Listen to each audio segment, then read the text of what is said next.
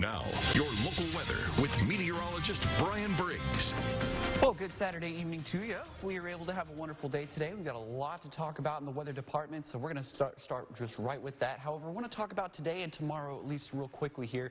Really nice outside right now, a few clouds from time to time, and it's been a warm day overall, generally in the 90s for many of us today, and that's kind of the case right now, although some of us are sitting in the middle to upper 80s as well, but it's kind of a mixed bag depending on where you're at. Some of us also seeing a little bit of shower and thunderstorm activity as well. Live storm tracker Doppler radar showing that there is a few isolated showers and thunderstorms in southwestern portions of the Arklamis, but generally all of us are dry, and that will be the case as we head into tonight and into our Sunday as well, as at least the really big rain chances are expected to hold off here as we head into the upcoming week. So with that being said, tropical advisories already going up. We do have tropical storm watches and hurricane watches issued for parts of the Gulf Coast here, and that does include a big chunk of Louisiana, and that's ahead of these two monsters out in the Gulf of Mexico here. We have tropical storm Laura right here, and we also have a tropical storm Marco that's a little bit closer to us, at least right now. So let's dive right into the tropics here. Let's start with Marco, and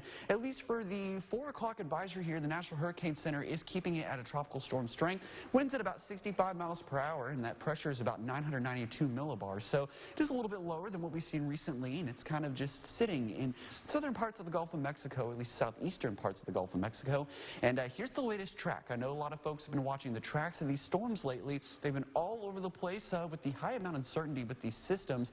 And again, at least the track right now favors it heading into pretty much the Arklamis as we head into the Tuesday time frame. So again, it was pointed towards the southeast coast of Texas, but now it's shifted a little bit eastward, and now it looks like it's, at least at this time, pointed right over the Arklamis. Now switching gears to Laura here, tropical storm Laura here, and again kind of affecting portions of Puerto Rico, and it continues to move over the Dominican Republic here as it continues its westward jog. Now with this system, a lot more questions and answers at this time. We're getting a little bit more clear picture of Marco at least, but Laura still has a lot of land interaction to go, and keep in mind, pretend that the storm is essentially like a block of cheese and the islands are like cheese graters. It's going to be tearing that storm apart.